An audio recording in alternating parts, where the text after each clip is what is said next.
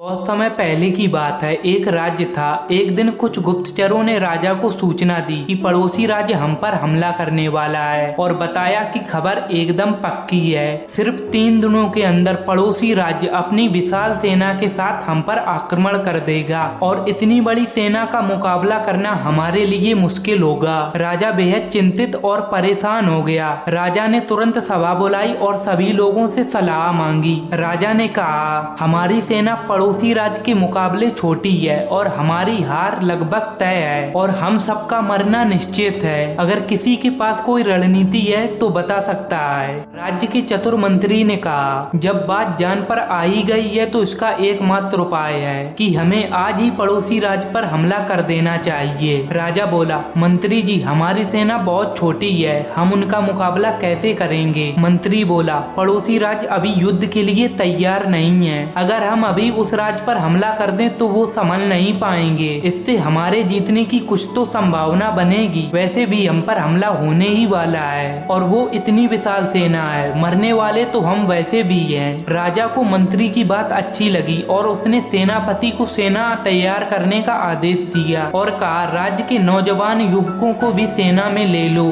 पड़ोसी राज्य तक पहुंचने के लिए एक पुल पार करना पड़ता था और पुल ही एकमात्र माध्यम था एक राज्य से दूसरे राज्य तक जाने के लिए। जैसे ही राजा की पूरी सेना पुल पार करके दूसरे राज्य में घुस गई तो राजा ने पुल को जलवा दिया। राजा ने अपनी सेना से कहा, हमारे पास अब कोई और विकल्प नहीं है सिवाय लड़ने के। या तो हम लड़कर दुश्मन राज्य को जीत ले या यहाँ पर सभी मारे जाएंगे और अब भागने का कोई विकल्प नहीं है। इसके बाद सभी सैनिक अपनी पूरी क्षमता से लड़े और पड़ोसी राज्य को हरा दिया, इस एटीट्यूड के साथ कि हमारे पास कोई और ऑप्शन नहीं है। इस कहानी का मैसेज ये है कि जब हमारे पास प्लान बी नहीं होता है तो हमारे पास केवल प्लान ए होता है और प्लान ए के पूरी होने की संभावना बढ़ जाती है जब आपके पास केवल एक ही रास्ता होता है। अगर आपने उस रास्ते पर चलकर मंजिल प्राप्त नहीं की तो आप बर्बाद हो जाओगे या मारे जाओगे। तो इस एटीट्यूड के साथ आपके कामयाब होने की संभावना बढ़ जाती है। हर इंसान का ऐसा वक्त जरूर आता है जब उसको लगता है कि अगर उसने कुछ नहीं किया तो वो बर्बाद हो जाएगा, तो वो कर जाता है।